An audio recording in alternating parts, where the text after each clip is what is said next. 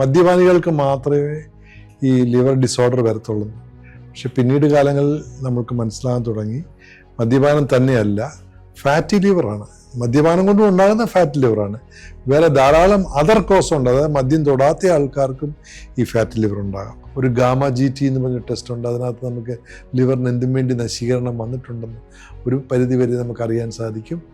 MRI എലസ്ട്രോഗ്രാഫി അത് വളരെ ഒരു നല്ലൊരു ടെസ്റ്റാണ്. അത് ഈക്വൽ ടു ബയോപ്സിയാണ്. പക്ഷേ ഫൈനൽ സേ ഓഫ് സിറോസിസ് ഇപ്പോഴും ബയോപ്സിയാണ്. പക്ഷേ ഈ MRI നോൺ ഇൻവേസീവ് ആണ്. നമ്മൾ കുത്തുകയും പിടിക്കുകയൊന്നും വേണ്ട. അത് MRI ഫൈബ്രോ സ്കാൻ ഒരു നല്ലൊരു പരിധി വരെ നമുക്ക് ലിവറിൻ്റെ ഒരു ഫുൾ ടെക്സ്ചറെ പറ്റി അറിയാൻ സാധിക്കും. ആൽക്കോൾ ഒരിക്കലും എടുക്കാതിരിക്കുക, പ്രത്യേകിച്ച് ഇങ്ങനൊരു സംഗതി അറിഞ്ഞു കഴിഞ്ഞാൽ. ആൽക്കോൾ കംപ്ലീറ്റ്ലി അവോയ്ഡ് ചെയ്യുന്നു ഒരു പരിധി വരെയും നമ്മൾ നല്ലപോലെ സഹായിക്കും. വെയിറ്റ് റിഡക്ഷൻ, ആൽക്കോൾ റിഡക്ഷനോ സ്റ്റോപ്പേജ് ഓഫ് ആൽക്കഹോൾ. കോഫി ഇത് വളരെ നല്ലതാണെന്നാണ് പറയുന്നത്. കാപ്പി, നമ്മൾ കാപ്പി കുടിക്കുന്നതില്ലേ, പ്രത്യേകിച്ച് കട്ട കാപ്പി കുടിക്കുകയാണെങ്കിൽ കഫെയിൻ, ഇത് ലിവറിന് വളരെ നല്ല സാധനമെന്ന് പറയുന്നു. അതുപോലെ തന്നെ കുർക്കുമീൻ നല്ലൊരു സാധനമാണ്. മെലിഞ്ഞ ആൾക്കാർക്കും അബ്ഡമിനൽ ഒബിസിറ്റി ഉണ്ട്. അതാണ് ഈ മെറ്റബോളിക് ഡിസോർഡർ എന്ന് പറയുന്നത്. ഈ അബ്ഡമിൻ, ആപ്പിൾ ഷേപ്ഡ് അബ്ഡമിൻ, അതായത് വയറിൻ്റെ ഒബിസിറ്റി. അപ്പം നമ്മുടെ വയറിൻ്റെ വേസ്റ്റ് കുറയ്ക്കുക എന്നുള്ളതാണ്. അരിഷ്ടങ്ങൾക്കൊക്കെ അകത്ത് ആൽക്കോൾ ബേസ്ഡ് ഉണ്ടാവും. അതായത് കുറച്ച് നാൾ ഇരുന്ന് കഴിഞ്ഞിട്ട് അത് ഫെർമെൻറ്റ് ചെയ്തിട്ട് അത് ആൽക്കോൾ വരുന്നുണ്ടാവും. അപ്പം definitely that contain some liver toxins which is leading to cirrhosis. ഈ യങ്സ്റ്റേഴ്സൊക്കെ TV ഒക്കെ കണ്ടുകൊണ്ടിരിക്കുമ്പോഴും രാത്രി അല്ലെങ്കിൽ അവർ ഈ കമ്പ്യൂട്ടറിൽ work ചെയ്തുകൊണ്ടിരിക്കുമ്പോഴത്തേക്ക് they keep on snacking. അത് പിന്നെ അവരുടെ നോർമൽ ഫുഡ് വേറെയുണ്ട്. അതോടെ കൂടുമ്പം അവരുടെ വല്ലാതെ അവർ വെയിറ്റ് ഗെയിൻ ചെയ്യും. വെയിറ്റ് ഗെയിൻ ചെയ്യുമ്പോൾ ultimately the result in fatty liver. മുടങ്ങാതെ 2 പെഗ്ഗോളം ഡെയിലി കുടിച്ചിട്ട് അത് റെഗുലറായിട്ട് കഴിക്കുമ്പോഴത്തേക്കാണ് ക്രോണിക് ആൽക്കോളിക് വന്നു. ക്രോണിക് ആൽക്കോളിക് ഇതെല്ലാം വരാൻ സാധ്യതയുള്ള വ്യക്തിയാണ്. പ്രായമുള്ള അമ്മച്ചിമാരാണെങ്കിലും മുട്ടുവേദന, ഓസ്റ്റിയോ ആർത്രൈറ്റിസ്. അപ്പോൾ അവരത് ഒരു വേദനയുടെ ഒരു പ്രാവശ്യം കഴിച്ച് റിലീഫ് കിട്ടിക്കഴിഞ്ഞാൽ അവർ അതേ അങ്ങ് സ്റ്റിക്ക് ഓൺ ചെയ്യും. So they keep on taking regularly. Ultimately, these people can go into liver problem. You should go to a gym and regular exercise. നമ്മൾ വീട്ടിലൊക്കെ ചെയ്യാൻ പറഞ്ഞാൽ 2 ദിവസം ചെയ്യും, 3-ാം ദിവസം പുറത്ത് വെച്ച് കിടന്നുറങ്ങും. TMD വിഷയം മേടിച്ചിട്ട് ഒരാഴ്ച ചെയ്യും, 4-ാം ദിവസം തോർത്തുണക്കാൻ അതിലിടും. അതാണ് സ്റ്റൈല് കണ്ടുവരുന്നത്. What is my advice is they should go to a gym and they should regular exercise and also they should follow up the health also. നമസ്കാരം, ഹെൽത്ത് കെയർ കേരളത്തിലേക്ക് സ്വാഗതം. ഏപ്രിൽ 19 ലോക കരൾ ദിനം. കരളിന്റെ ആരോഗ്യവുമായി ബന്ധപ്പെട്ട കാര്യങ്ങൾ സംസാരിക്കുന്നതിനായി നമ്മുടെ കൂടെയുള്ളത് സീനിയർ ഫിസിഷ്യനും ഡയബറ്റോളജിസ്റ്റുമായ ഡോക്ടർ ജെയിംസ് സെബാസ്റ്റ്യൻ. ഡോക്ടർ, സ്വാഗതം. എപ്പോഴും പറയാറുണ്ട് ശരീരത്തിലെ ഏറ്റവും വലിയ 2ാമത്തെ അവയവമാണ് കരൾ എന്നുള്ളത്. നമ്മുടെ കേരളത്തിൽ ഇപ്പോൾ കരളുമായി ബന്ധപ്പെട്ട അസുഖങ്ങൾ കൂടുന്നുണ്ടോ?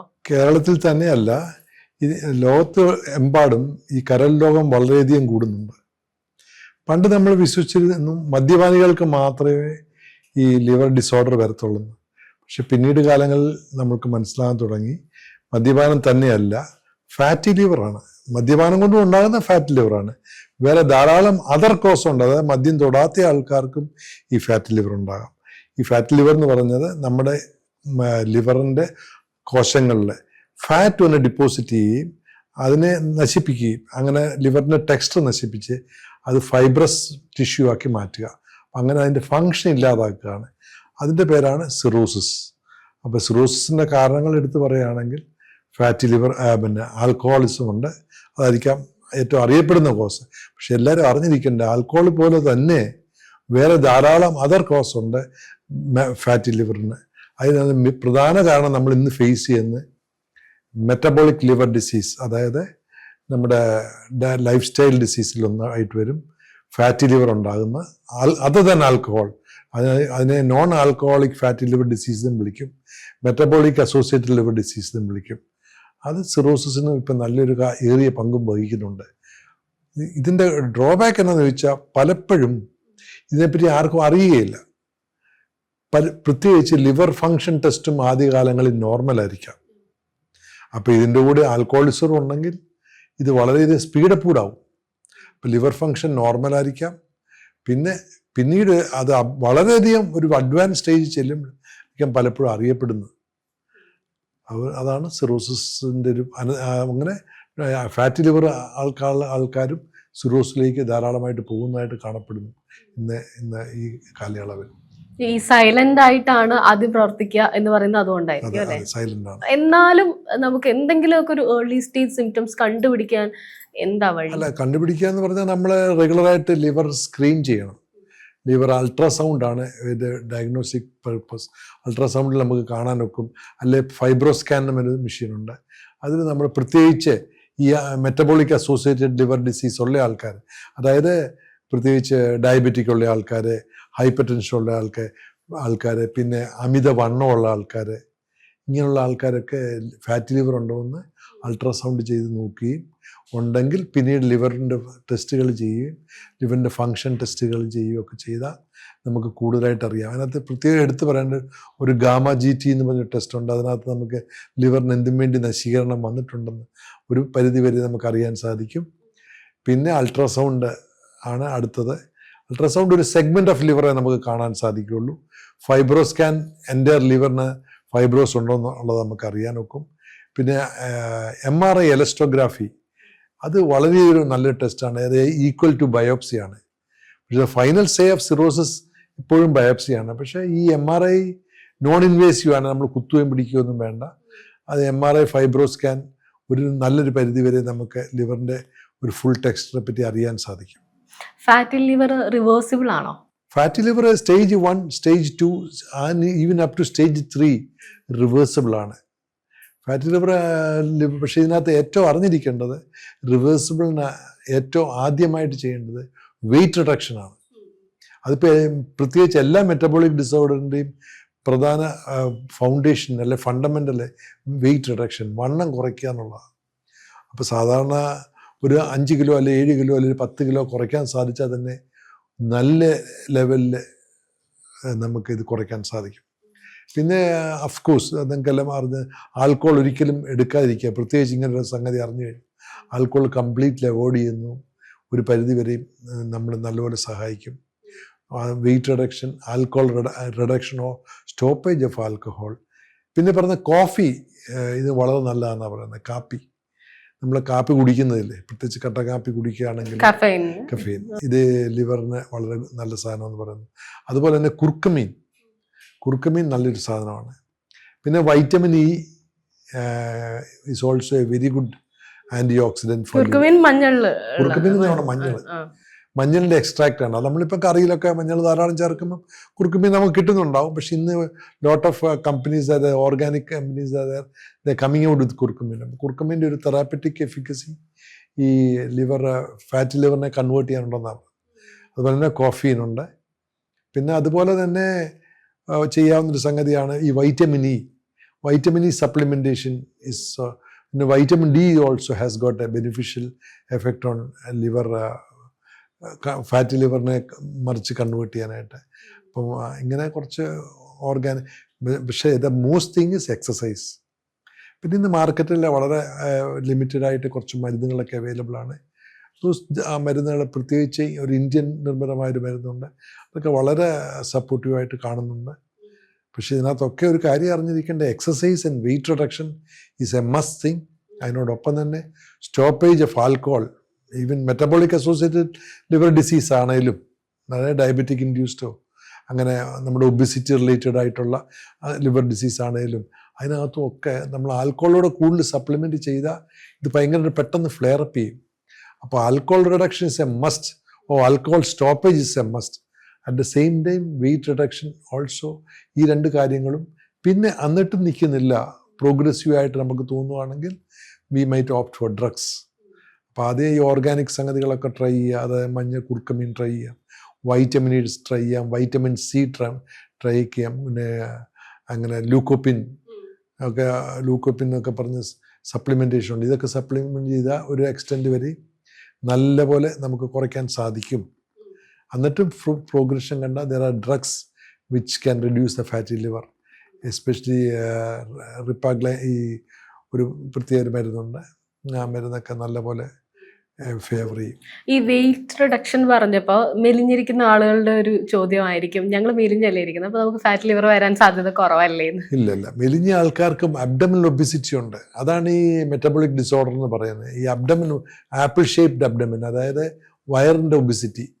അപ്പം നമ്മുടെ വയറിൻ്റെ വേസ്റ്റ് കുറയ്ക്കുക എന്നുള്ളതാണ് വെയിറ്റ് റിഡക്ഷനേക്കാളും കൂടുതൽ. വയറിൻ്റെ വേസ്റ്റ് കുറയുമ്പോൾ നമ്മുടെ വെയിറ്റും കുറയും. അപ്പം നമ്മുടെ മെയിനായിട്ടുള്ളത് ഈ വെയിറ്റ് കുറയ്ക്കാൻ ഉദ്ദേശിക്കുന്നത് നമ്മുടെ അബ്ഡമിനൽ ഒബിസിറ്റി കുറയ്ക്കാനുള്ള, ഈ ആപ്പിൾ ഒബിസിറ്റി കുറയ്ക്കാനുള്ള. അപ്പം അതിനോടൊപ്പം തന്നെ നമ്മുടെ കൊളസ്ട്രോൾ ട്രീ ഒക്കെ ഇപ്പോൾ ബെറ്റർ ആവും, ട്രൈഗ്ലിസറൈഡ് കുറയും. അപ്പോൾ ഈ ട്രൈഗ്ലിസറൈഡ് കുറയ്ക്കാണ്ടപ്പോൾ ചോറിൻ്റെ അളവ് കുറയ്ക്കണം, പഞ്ചസാരയുടെ അളവ് കുറയ്ക്കണം. പിന്നെ വെയിറ്റ് കുറയ്ക്കാനായിട്ടുള്ള വേറെ മാർഗം more protein diet, regular exercise, ഇതെല്ലാം ലിവറിനെ ഫേവർ ചെയ്യും. അത് നമ്മുടെ വെയിറ്റ് കുറയ്ക്കുക, പ്രോട്ടീൻ ധാരാളം കഴിക്കുക, ഷുഗർ ഓൾമോസ്റ്റ് 0 ആക്കുക, ചോറിൻ്റെ അളവ് കുറച്ചങ്ങനെ കാർബോഹൈഡ്രേറ്റ് ഇൻടേക്ക് കുറയ്ക്കുക. അതിനോടൊപ്പം തന്നെ എക്സസൈസ്, പിന്നെ വൈറ്റമിൻ സി, ഞാൻ ഓൾറെഡി പറഞ്ഞ പോലെ vitamin C supplementation, vitamin D supplementation, vitamin E supplementation. പിന്നെ already I have discussed that coffee drinkers the disease is less. Alcohol കഴിക്കാത്ത ഒരുപാട് പേരുടെ മരണങ്ങൾ നമ്മൾ റിപ്പോർട്ട് ചെയ്തപ്പോഴൊക്കെ സംസാരിച്ചിട്ടുണ്ട്, അവർ ഇതുവരെ ആൽക്കഹോൾ ഒരു തവണ പോലും ഉപയോഗിച്ചിട്ടില്ല. Lot of females having fatty liver going for cirrhosis ഉണ്ടാവുന്നുണ്ട്. അവരാരും മദ്യപിക്കുന്ന, പ്രത്യേകിച്ച് നമ്മുടെ കേരളത്തിലുള്ള ലേഡീസ് ഒക്കെ മദ്യപിക്കുന്ന വളരെ കുറവാണ്. ഭക്ഷണത്തിൽ ശ്രദ്ധിച്ചാൽ പോലും അങ്ങനെ ഒരു സാഹചര്യം വരുമോ? പിന്നെ മദ്യത്തെ ശ്രദ്ധിക്കാന്ന് വെച്ചാൽ നമ്മുടെ വണ്ണം കുറയാനുള്ള ഡയറ്റ് എടുക്കുകയാണെങ്കിൽ എപ്പോഴും നല്ലതായിരിക്കും. അതായത് നമ്മൾ കാർബോഹൈഡ്രേറ്റ് കട്ട് ചെയ്യുക, ഷുഗർ കട്ട് ചെയ്യുക. ഫോർ വെയിറ്റ് റിഡക്ഷൻ നമ്മൾ ശ്രദ്ധിച്ചാൽ നല്ലതാണ്. അതുപോലെ തന്നെ പലരും മദ്യപിക്കില്ല എന്ന് പറയുമ്പോഴും സോഫ്റ്റ് ഡ്രിങ്ക്സിനെ ഡിപ്പെൻഡ് ചെയ്യാറുണ്ട്. ജങ്ക് ഫുഡ് അല്ലെങ്കിൽ സമയം തെറ്റിയ ഭക്ഷണം. ജങ്ക് ഫുഡും സോഫ്റ്റ് ഡ്രിങ്ക്സും ഒക്കെ increase your weight, increase your obesity. Weight അല്ല, obesity, especially the apple obesity, വയറിൻ്റെ ഒബിസിറ്റി വല്ലാതെ കൂട്ടുന്നുണ്ടല്ലോ, അതൊക്കെ പ്രശ്നക്കാരാണല്ലോ. ഒരു സ്റ്റെപ്പ് ബൈ സ്റ്റെപ്പ് എന്ത് ചെയ്യാൻ പറ്റും? ഇപ്പോൾ ഒരു ഏർലി സ്റ്റേജ് ആണ്, അല്ല ഒരു next stage? First thing is reduction of wait. അതിനകത്തൊരു സംശയമില്ല, വെയിറ്റ് റെഡ്യൂസ് ചെയ്യുക. അതിൻ്റെ കൂടെ സപ്ലിമെന്റ്സ് എല്ലാം നമ്മൾ ട്രൈ ചെയ്ത് നോക്കാം. For example Evion is supposed to be very good. Lycopene എന്ന് പറഞ്ഞ സാധനം നല്ലതാണ്. വൈറ്റമിൻ ഡിയും വൈറ്റമിൻ ഇയും. ഇതെല്ലാം ട്രൈ ചെയ്തിട്ടും ഫാറ്റ് ലിവറിന് ഇമ്പ്രൂവ്മെൻ്റ് ഇല്ല എങ്കിൽ ദർ ഇസ് എ മെഡിക്കൽ ഒരു ഡ്രഗ് ഉണ്ട്, ഒരു പുതിയതായിട്ട്, അത് ഇന്ത്യൻ നിർമ്മിത ഡ്രഗാണ്, ലിപ്പാഗ്ലിൻ അല്ലെ സിറോഗ്ലിപ്റ്റിൻ എന്നൊരു സാധനമുണ്ട്.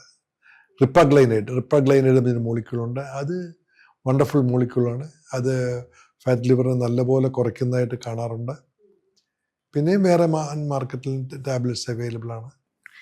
ഈ വെയിറ്റ് റിഡക്ഷൻ എന്ന് പറയുമ്പോൾ ഇപ്പം ഭൂരിഭാഗം ആളുകളും ജിമ്മിലേക്ക് പോകുന്നവരാണ്, സ്ഥിരമായി വർക്കൗട്ട് ട്രൈ ചെയ്യുന്ന, കൂടെ ഈ പ്രോട്ടീൻ പൗഡർ എടുക്കാറുണ്ട്, ക്രിയാറ്റിൻ എടുക്കാറുണ്ട്, ബോഡി ബിൽഡിംഗ് സൈഡിലേക്കൊക്കെ പോകുന്ന പ്രത്യേകിച്ച് ചെറുപ്പക്കാർ. ഇത് ലിവറിന് എന്തെങ്കിലും സൈഡ് എഫക്റ്റ് ഉണ്ടാക്കും? ഇല്ല, ലിവറിന് weight reduction and along with the minimal protein supplement ഒന്നും ഒരിക്കലും ലിവറിന് ടോക്സിസിറ്റി ഒന്നും ഉണ്ടാകില്ല. Unless you are not take any alcohol, അല്ലെങ്കിൽ ഇനി ഡൈ ഉള്ള ഫുഡോ അങ്ങനെയൊക്കെ ഉള്ളത് അവോയ്ഡ് ചെയ്യുക. ലിവർ ടോക്സിൻ ഒന്നും എടുക്കാതിരുന്നാൽ മതി. ക്രിയാറ്റിനും ഒരു പ്രശ്നവും ഉണ്ടാക്കുന്നില്ല. അത് ചിലർ പറയാറുണ്ട് കൃത്യമായ അളവ് തെറ്റിയാലൊക്കെ. അളവ് തെറ്റിയാൽ ക്രിയാറ്റിന് ഒരു പർട്ടിക്കുലർ അളവ്, ഒരു മനുഷ്യന് 1 കിലോക്കാരന് 1 ഗ്രാം ക്രിയാറ്റിന് ഒരു പ്രോട്ടീൻ ആവശ്യമുള്ളൂ. അതുക്കുള്ള കണ്ടമാനം high intake of protein might be injuries to your kidney but not for your liver. അത് പ്രത്യേകിച്ച് നമ്മുടെ ഒരു കേരള ഫുഡ് കൾച്ചറിൽ അങ്ങനെ ഒരാളുടെ വെയിറ്റിനേക്കാൾ കൂടുതൽ പ്രോട്ടീൻ ഒക്കെ വളരെ റെയർ ആയിട്ട് സംഭവിക്കും. നമ്മുടെ കേരള ഫുഡ് കൾച്ചറിൽ പ്രോട്ടീൻ വളരെ കുറവാണ്. നമ്മൾ mainly V depend on carbohydrates. അതും ദൂഷ്യകരമായ സംഗതിയാണ്. അപ്പോൾ കാർബോഹൈഡ്രേറ്റ്സ് കുറയുമ്പം ട്രൈഗ്ലിസറൈഡ് കുറയും, കാർബോഹൈഡ്രേറ്റ്സും ഷുഗറും കുറയുമ്പോൾ ട്രൈഗ്ലിസറൈഡ് കുറയും. ട്രൈഗ്ലിസറൈഡ് കുറയുമ്പം chance of developing diabetes become less, or diabetic blood sugars will be under good control. And deposition of fat to the liver will be less. അപ്പോൾ fat liver കുറയും. അങ്ങനെയാണ്. Intermittent fasting ഇപ്പോൾ ഒരു trend ആയിക്കൊണ്ടിരിക്കുന്നു. Intermittent fasting it's beneficial. It can long term study results ഒന്നും I am not able to quote. പക്ഷേ ultimately അവർ intention is to reduce weight, and reduction of weight has been found beneficial for fatty liver people.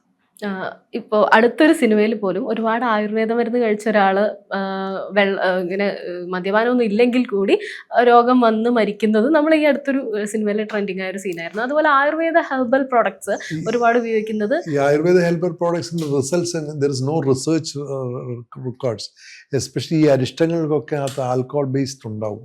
അല്ലാതെ കുറച്ച് നാൾ ഇരുന്ന് കഴിഞ്ഞിട്ട് അത് ferment ചെയ്തിട്ട് അത് ആൽക്കോൾ വരുന്നുണ്ടാവും. അപ്പം definitely that contain some liver toxins which is leading to cirrhosis. നമ്മൾ എത്ര ഫ്രീക്വൻസിയിൽ ഒരു normal human being liver test ചെയ്യണം? എവറി 6 months ചെയ്യണം അല്ലേ? അതിനൊരു പ്രായപരിധി ഉണ്ടോ? After 50s or after 40s you should at least everybody should screen their liver to find out whether they have a fatty liver. മദ്യപാനോ അല്ലെ സോഫ്റ്റ് ഡ്രിങ്ക്സ് യൂസ് ചെയ്യുന്ന ആളുകൾ കുറച്ച് നേരത്തെ നോക്കണം. അതുപോലെ അമിതവണ്ണമുള്ള ആൾക്കാരൊക്കെ ആണെങ്കിൽ നേരത്തെ നോക്കണം. നമ്മൾ വളരെ കുട്ടിക്കാലം തൊട്ട് ഒരുപാട് പേർക്ക് വന്നിട്ടുള്ളതും ഒക്കെ ആയിരിക്കും ജോണ്ടിസ്, മഞ്ഞപ്പിത്തം. അത്ര സീരിയസ്നെസ്സോടെ മഞ്ഞപ്പിത്തത്തിന് പലപ്പോഴും കണ്ടിട്ടും ഉണ്ടാവില്ല. പിന്നെ ഒരു സമാധാനമായിട്ട് നമ്മളൊക്കെ ഇരിക്കാറുള്ളത് പണ്ട് വന്നതാണ് ഇനി വരില്ല എന്ന് പറഞ്ഞുകൊണ്ടാണ്. ഈ ജോണ്ടിസ് എന്നുള്ളൊരു ഈ സിറോസിസ് പ്രത്യേകിച്ച് ഹെപ്പറ്റൈറ്റിസ് ബി, ഹെപ്പറ്റൈറ്റിസ് സി, ഈ വക മഞ്ഞപ്പിത്തം വന്നു കഴിഞ്ഞാൽ പിന്നീട് കാലത്ത് സിറോസിസ് വരാനുള്ള സാധ്യത വളരെ കൂടുതലാണ്. അപ്പം പ്രൊലോങ്ഡ് ആയിട്ട് ജോണ്ടിസ് ചെറുപ്പത്തിൽ വരികയോ അല്ല, ഇപ്പോൾ നമുക്ക് അങ്ങനെ പറയേണ്ട കാര്യമില്ല. നമുക്ക് ബ്ലഡ് ടെസ്റ്റ് ചെയ്താൽ അറിയാം നമുക്ക് നേരത്തെ വന്ന ഹെപ്പറ്റൈറ്റിസ് മഞ്ഞപ്പിത്തം ഏതാന്ന്. പ്രത്യേകിച്ച് ബിയും സിയും ഒക്കെ വന്നു കഴിഞ്ഞാൽ പിന്നീട് കാലത്ത് സിറോസിസ് വരാനുള്ള സാധ്യത കൂടുതലാണ്. വന്നവർക്ക് പിന്നീട് വരാതിരിക്കും. സിറോസിലോട്ട് പോകാൻ സാധാരണ വരത്തില്ല. മഞ്ഞപ്പിത്തം എന്നുള്ളൊരു കണ്ടീഷൻ പിന്നെ മഞ്ഞപ്പിത്തം വന്ന ആൾക്കാർക്ക് കംപ്ലീറ്റ് ക്ലിയർ ആവുമല്ലോ. പിന്നീട് ഒരു ഏജിൽ വരുമോ അത്? ഇല്ല. ഈ ഞാൻ പറഞ്ഞ ഫാറ്റ് ലിവറുകാരൻ സിറോസിസിൽ പോയി സിറോസിസ് ഡീകോമ്പൻസേഷനിലോട്ട് പോകും. അത് സിറോസിസ് വല്ലാത്തൊരവസ്ഥ, സിറോസിന്റെ കോംപ്ലിക്കേഷൻ ആയിട്ട് ജോണ്ടിസ് വരാം, ഇത് കൂടി ആ വ്യക്തി കോമയിലോട്ട് പോകാം. അല്ലാതെ നോർമൽ പേഴ്സൺ അങ്ങനെ ഒരു അത് സിറോസിന്റെ ഒരു കോംപ്ലിക്കേഷനാണ്. മഞ്ഞപ്പിത്തത്തിന് കോംപ്ലിക്കേഷൻ സിറോസിന്റെ കോംപ്ലിക്കേഷനാണ്. അവൻ ഹെപ്പാറ്റിക് കോമയിലോട്ട് പോകാം. അതുപോലെ തന്നെ സിറോസിസുകാർക്ക് കുറച്ച് പേർക്ക് ഹെപ്പറ്റോസെല്ലുലർ കാർസിനോമ ഉണ്ടാകും, ക്യാൻസർ ഉണ്ടാകാം.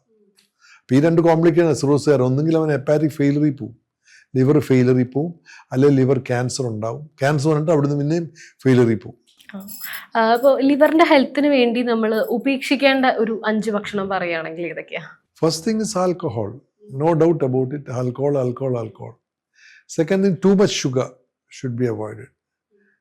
പിന്നെ ഈ ആയുർവേദിക് മറ്റേ അരിഷ്ടം നമുക്കറിയത്തില്ല അതിൻ്റെ ലോങ് സേ എന്നാണ്. പിന്നെ generally carbohydrate reduction diet will be beneficial and a protein diet will be, supplementation will be helpful. നമുക്കിപ്പോൾ ഇപ്പോൾ ഉള്ള ഒരുപാട് ട്രെൻഡിങ് ആയ ഭക്ഷണങ്ങളുണ്ട്. അപ്പോൾ ഭക്ഷണങ്ങളുടെ പേര് എടുത്ത് പറയണം, അങ്ങനെ ഏതെങ്കിലും ഭക്ഷണം സ്പെസിഫിക് ആയിട്ട് ലിവറിനെ ബാധിക്കുന്നു എന്ന് കേട്ടിട്ടുണ്ട്? അങ്ങനെയൊന്നുമില്ല. അതുപോലെ ഹെൽപ്പ് ചെയ്യുന്ന ഒരു ലിവർ ഫ്രണ്ട്ലി ഭക്ഷണങ്ങൾ പറയുകയാണെങ്കിൽ വൈറ്റമിൻ സിയും വൈറ്റമിൻ ഡിയും ലിവറിനെ ഹെൽപ്പ് ചെയ്യുന്നതായിട്ട് കേട്ടിട്ടുണ്ട്. പിന്നെ ഈവിയോൺ, അതായത് നമ്മുടെ ഈ ചെറുപയറൊക്കെ ഉള്ള അല്ലെ കിളിപ്പിച്ച് കഴിക്കുന്ന ഭക്ഷണങ്ങളുടെ മുളപ്പിച്ച ഭക്ഷണങ്ങളൊക്കെ, അതൊക്കെ വൈറ്റമിൻ ധാരാളം ഉണ്ടല്ലോ. അതൊക്കെ may be friendly for liver. ഇപ്പോഴത്തെ ഒരു ലൈഫ് സ്റ്റൈലിൽ പ്രത്യേകിച്ചും ചെറുപ്പക്കാർക്ക് വർക്ക് ലൈഫിന്റെ ഒരു ബാലൻസ് കൊണ്ടുവരുന്നിടത്തോളം നൈറ്റിലാണ് നല്ല ഫുഡ് കഴിക്കാനും എൻജോയ് ചെയ്യാനും ഒക്കെ സമയം കിട്ടുന്നത്. നമുക്ക് കൊച്ചിയിൽ തന്നെ നൈറ്റ് ലൈഫ് നോക്കിയാൽ അറിയാം. അപ്പോൾ കൂടുതൽ ഭക്ഷണം കഴിക്കുന്നത് ചിലപ്പോൾ നൈറ്റ് ആയിരിക്കും. ആ ഒരു ലൈഫ് സ്റ്റൈലിൽ ലിവറിനെ ബാധിക്കുമോ? ഡെഫിനറ്റ്ലി. നമ്മൾ ഈ നൈറ്റിൽ കൂടുതൽ ഭക്ഷണം കഴിക്കുമ്പം നമ്മുടെ ഇൻസുലിൻ പെട്ടെന്ന് ഷൂട്ട് ചെയ്യും. പ്രത്യേകിച്ച് ഡയബറ്റിക് ഉള്ള വ്യക്തികൾക്ക്, ഡയബറ്റിക് ഇല്ലാത്ത വ്യക്തികൾക്കും ഇൻസുലിൻ ഷൂട്ട് ചെയ്യും. ഇൻസുലിൻ ഷൂട്ട് ചെയ്യും. നമ്മൾ ആ സമയത്ത് നല്ലപോലെ ഭക്ഷണം കഴിക്കുന്ന ആൾക്കാർക്ക് അവരുടെ ആ സമയത്തിലേക്ക് ഫാറ്റ് കൂടുതൽ ഉണ്ടാകുകയും ആ ഫാറ്റ് ലിവറിൽ പോയി ഡിപ്പോസിറ്റ് ചെയ്യുകയും ചെയ്യുന്നു. അപ്പോൾ അതുകൊണ്ട് നൈറ്റിലല്ല, പ്രത്യേകിച്ച് ഒരു നല്ല ടൈം ഓഫ് ഗ്യാപ്പ് കൊടുത്താൽ വളരെ നന്നായിരിക്കും. പിന്നെ രാത്രിയിൽ ഈ പ്രത്യേകിച്ച് snacking is not at all healthy sign. പ്രത്യേകിച്ച് ഈ യങ്സ്റ്റേഴ്സൊക്കെ ടി വി ഒക്കെ കണ്ടുകൊണ്ടിരിക്കുമ്പോഴും രാത്രി അല്ലെ അവർ കമ്പ്യൂട്ടറിൽ work ചെയ്തുകൊണ്ടിരിക്കുമ്പോഴത്തേക്ക് they keep on snacking. അത് പിന്നെ അവരുടെ നോർമൽ ഫുഡ് വേറെയുണ്ട്. അതോടെ കൂടുമ്പം അവരുടെ വല്ലാതെ അവർ വെയിറ്റ് ഗെയിൻ ചെയ്യും. വെയിറ്റ് ഗെയിൻ ചെയ്യുമ്പോൾ ultimately they result in fatty liver and also they develop in diabetes and hyper triglycerides, കൊളസ്ട്രോളൊക്കെ വ്യത്യാസം വരും. അപ്പോൾ അതുകൊണ്ട് ഈ snacking the night is very bad. Alcohol പറയുമ്പോൾ എപ്പോഴും പറയാറുള്ളതാണ് സേഫ് ലിമിറ്റ് ഒന്നും ഇല്ല. അപ്പൊ പലരും പറയും ഞങ്ങൾ വല്ലപ്പോഴേ മദ്യപിക്കാറുള്ളൂ എന്നുള്ളത്. ടെക്സ്റ്റ് ബുക്ക് വെച്ച് പറയുകയാണെങ്കിൽ consumption of alcohol of more than 60 grams, അത് ഐ തിങ്ക് റൗഫ്ലി 2 pegs വരും, continuously without interruption for more than 10 years is called a chronic alcoholic. പണ്ട് അതായത് പെർ വീക്ക് അങ്ങനെ കൺസം വിതൗട്ട് ഇന്ററപ്ഷൻ ആണ്. അപ്പൊ വിടാതെ മുടങ്ങാതെ 2 പെഗ്ഗോളം ഡെയിലി കുടിച്ചിട്ട് അത് റെഗുലറായിട്ട് കഴിക്കുമ്പോഴത്തേക്കാണ് ക്രോണിക് ആൽക്കഹോളിക് ക്രോണിക് ആൽക്കഹോളിക് ഇതെല്ലാം വരാൻ സാധ്യതയുള്ള വ്യക്തിയാണ്. അതുപോലെ തന്നെ ചില പേഷ്യൻസ് ഈ വേദന സംഹാരിയൊക്കെ വളരെയധികം വാരി കഴിക്കും. ഇതെല്ലാം മെറ്റബോളൈസ് ചെയ്യുന്ന ലിവറിലാണ്. അപ്പൊ അതൊക്കെ ഈ ലിവറിനെ ബാധിക്കാം ഒരു പരിധിവരെ. ഒരുപാട് സ്ത്രീകൾ ഇപ്പൊ കഴിഞ്ഞ കുറെ നാളുകളായിട്ട് പീരീഡ്സ് പെയിൻ ഒക്കെ ബുദ്ധിമുട്ടുള്ള, ജോലിക്ക് പോകണം, പഴയ കാലം പോലെയല്ല. അപ്പൊ ഈ നമ്മള് മെഫ്താൽ പോലെയുള്ള ഒരുപാട് പെയിൻ കില്ലർ എല്ലാവരും എല്ലാ മാസവും യൂസ് ചെയ്യുന്ന കാണാറുണ്ട്. പിന്നെ പ്രായമുള്ള അമ്മച്ചിമാരാണെങ്കിലും മുട്ടുവേദന, ഓസ്റ്റിയോ ആർത്രൈറ്റിസ്. അപ്പൊ അവരത് ഒരു വേദനയുടെ ഇപ്പൊ ഒരു പ്രാവശ്യം കഴിച്ച് റിലീഫ് കിട്ടിക്കഴിഞ്ഞാൽ അവർ അതേ അങ്ങ് സ്റ്റിക്ക് ഓൺ ചെയ്യും. So they keep on taking regularly. Ultimately, these people can go into liver problem. Monthly once painkiller എടുത്ത് അതായത് എല്ലാ മാസവും ഇപ്പൊ പീരീഡ്സ് വരുന്ന ഒരു യൂത്തിൽ നിൽക്കുന്ന ഒരു സ്ത്രീ എല്ലാ മാസവും ഇത് എടുത്തുകൊണ്ടിരിക്കുന്നത് ലിവറിനെ ബാധിക്കില്ല? Usually not. പക്ഷേ ട്രൈ ടു അവോയ്ഡ് ഇറ്റ് എന്ന് പറഞ്ഞു തരാനുള്ളത്. ഇനി ഇറ്റ്സ് നോട്ട് നല്ലൊരു സാധനമല്ലല്ലോ. അതെ അതെ. യുവാക്കളോട് പറയാനുള്ള ഒരു ഉപദേശം എന്നുള്ള രീതിയിൽ എന്തായിരിക്കും ലിവർ ഹെൽത്തിന്? ഫസ്റ്റ് ഓഫ് ഓൾ അവരെല്ലാം വളരെ ബിസിയാണ്, they are very active.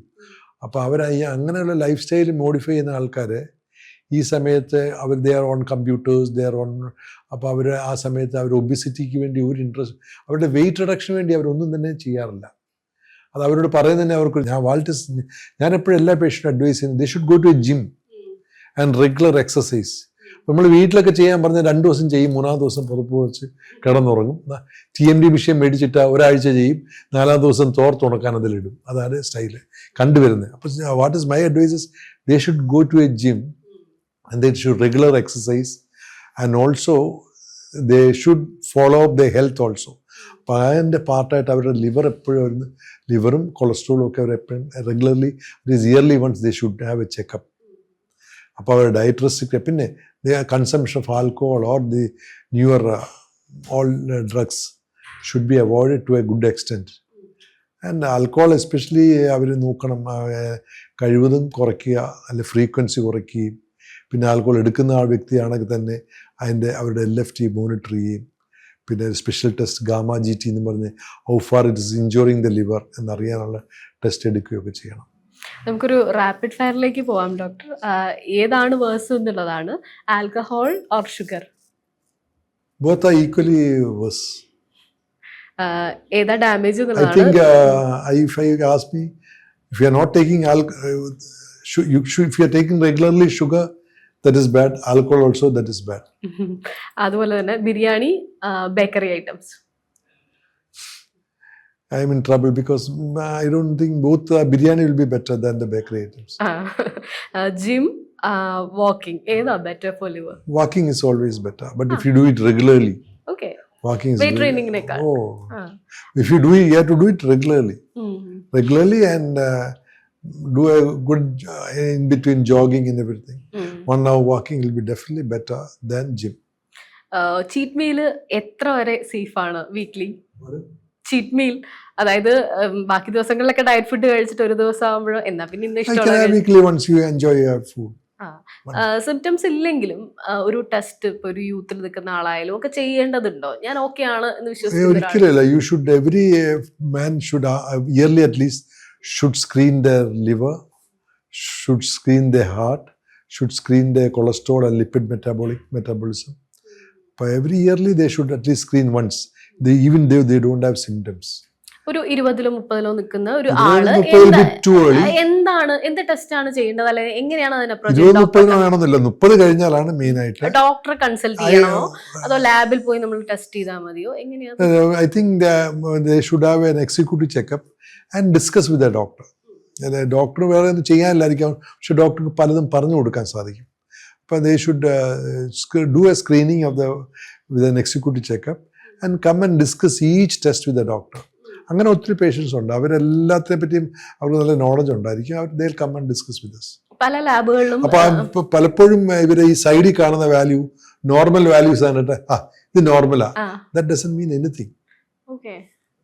Urea normal, creatine normal, uric acid normal. പക്ഷെ അതിനകത്തെ കാര്യമില്ല. പലപ്പോഴും നമ്മൾ ബ്ലഡ് ഷുഗർ ഒക്കെ നോർമലാന്ന് പറഞ്ഞിട്ടായിരിക്കാം കുറച്ച് കഴിയുമ്പോൾ HbA1c 7 or 8 പോയി കിടക്കുന്നത്. അല്ലെങ്കിൽ കഴിഞ്ഞ 3 മാസം ഷുഗറിന്റെ ആവറേജ് വളരെ കൂടുതലാണ്.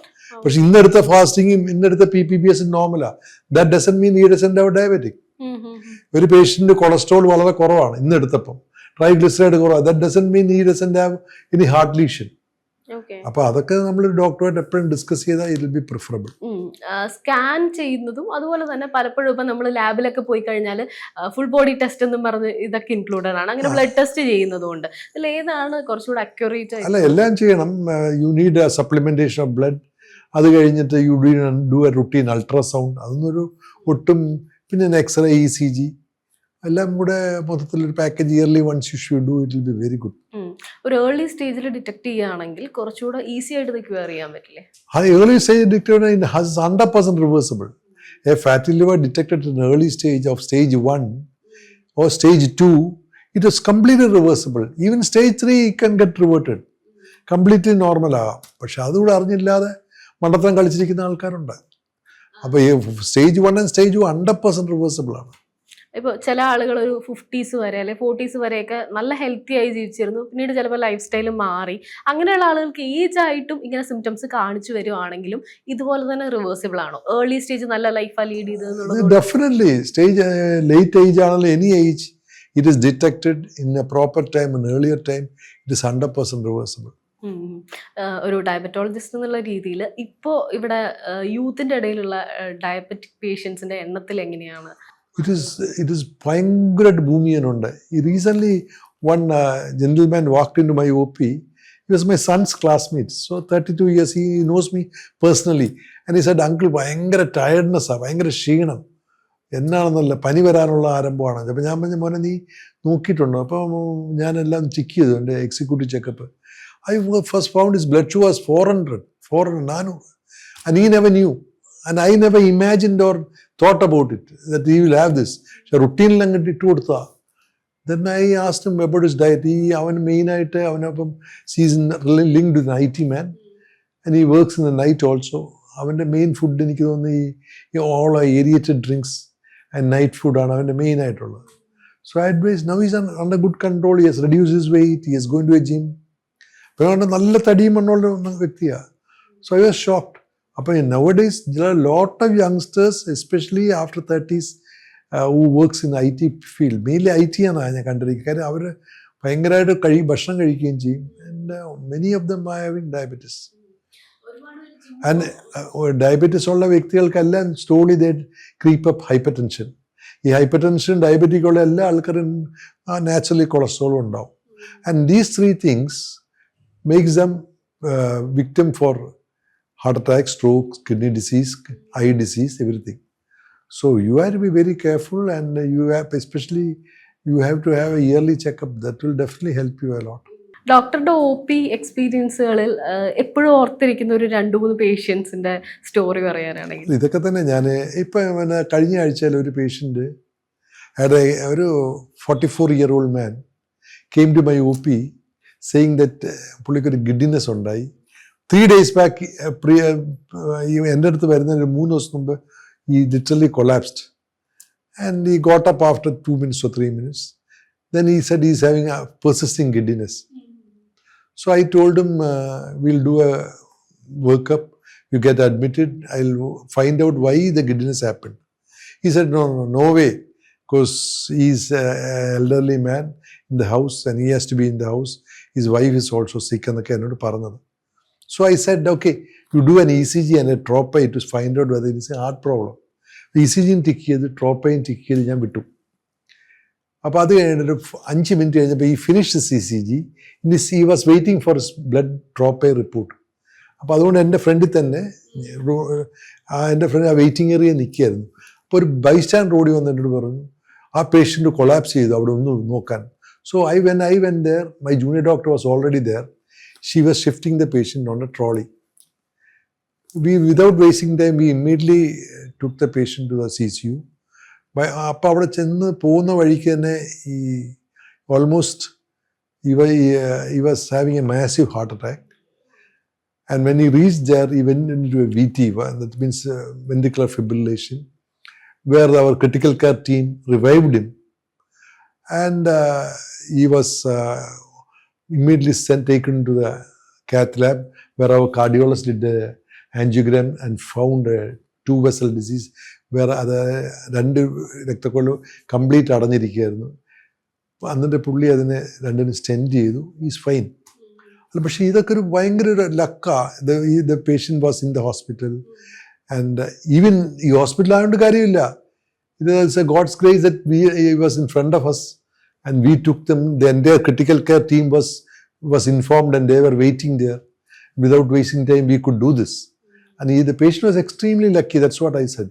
പക്ഷെ അതൊക്കെ ഭയങ്കര ഒരു ഇതായിട്ട് തോന്നിയിരിക്കുന്നു. ഒരു വേസ്റ്റ് സ്റ്റേജിൽ എത്തിയിട്ടും ഒരു വിൽ പവർ കൊണ്ട് തിരിച്ചു വന്ന ആളുകൾ ഓർമ്മയുണ്ടോ?